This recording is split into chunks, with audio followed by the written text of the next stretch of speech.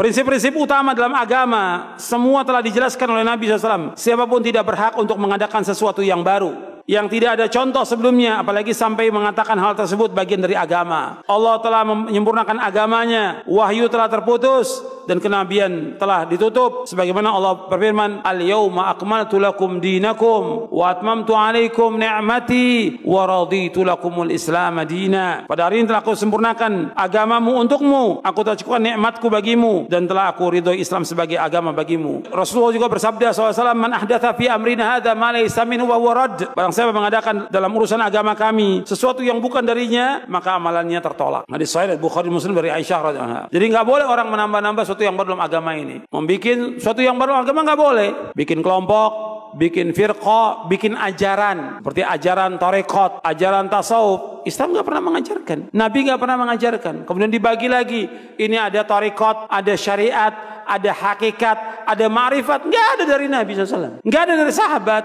Ini sesuatu yang muhdats, yang baru dalam agama, yang Nabi nggak contohkan. Nggak ada tarekat, syariat, hakikat, ma'rifat. Maka kata para ulama dalam tasawuf itu awalnya bid'ah dan akhirnya zindiq. Awalnya bid'ah karena Nabi nggak contohkan, sesuatu yang baru dalam agama, akhirnya zindiq. Karena ketika dia sudah membagi menjadi 4 golongan itu, 4 tingkatan, nanti kalau sudah sampai kepada hakikat ma'rifat, kata mereka sudah nggak ada beban syariat lagi, sudah nggak wajib sholat, nggak wajib puasa. Apa benar bagi dalam Islam? Nggak benar. Karena orang yang paling mulia dari seluruh manusia siapa? Rasulullah SAW. Nabi tetap sholat sampai akhir hayatnya, Nabi puasa sampai akhir hayatnya, dan semua Nabi laksanakan agama ini. Sebagaimana Allah berfirman di akhir surah Al-Hijr, wa'bud rabbaka hatta ya'tiyakal yaqin. Beribadah kamu kepada Allah sampai datangnya al-yakin. Maksudnya al-yakin al-maut, kematian. Nabi terus ibadah kepada Allah. Nggak ada dalam Islam dibagi, oh kamu ini masih baru, kamu ini torekot syariat kamu. Kalau saya sudah wali, nggak perlu lagi sholat, nggak perlu puasa.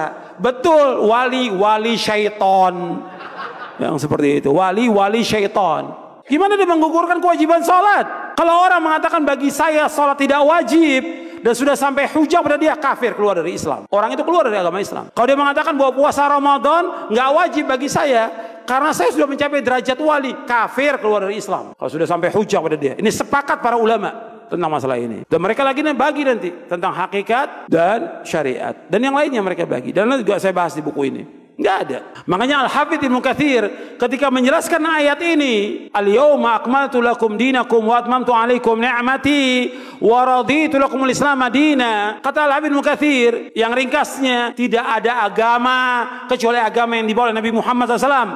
Tidak ada tarekat kecuali tarekat yang dibawa oleh Nabi Muhammad SAW. Tidak ada syariat kecuali syariat yang dibawa oleh Nabi Muhammad SAW. Anda bisa lihat dalam tafsir Ibnu Katsir tentang ayat ini. Al-yawma akmaltu lakum dinakum wa atmamtu alaikum ni'mati wa raditu lakumul Islam madina. Enggak boleh orang bikin sesuatu yang baru dalam agama ini. Yang tujuan mereka untuk mencapai kepada Allah tidak bisa sampai kepada Allah. Semua firqah, semua golongan, semua yang baru yang dibuat oleh manusia tidak akan sampai kepada Allah kecuali dengan apa yang dilaksanakan Rasulullah SAW dan para sahabatnya baru akan sampai kepada Allah Taala. Itu penjelasan para ulama. Harus jelas dan tegas disampaikan kepada umat ini supaya umat tidak sesat.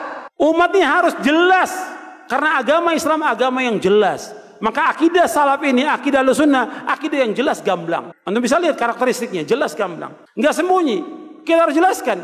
Kalau kita sayang kepada umat, jelaskan semuanya. Yang hak-hak, yang batil-batil, yang sesat-sesat kita jelaskan. Yang benar-benar, yang sesat-sesat kita jelaskan.